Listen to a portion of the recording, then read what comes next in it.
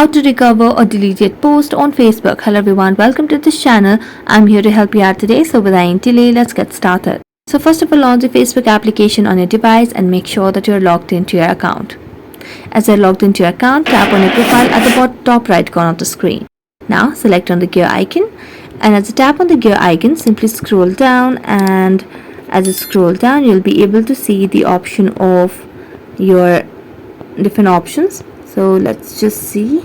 So we're gonna tap on the option of see more in account center over here, and then scroll down to your information and permissions.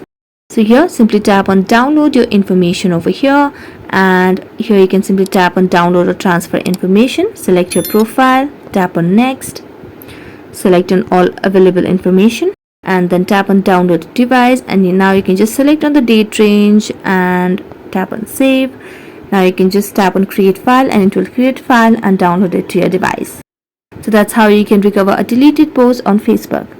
Thank you so much for watching this video. See you next time.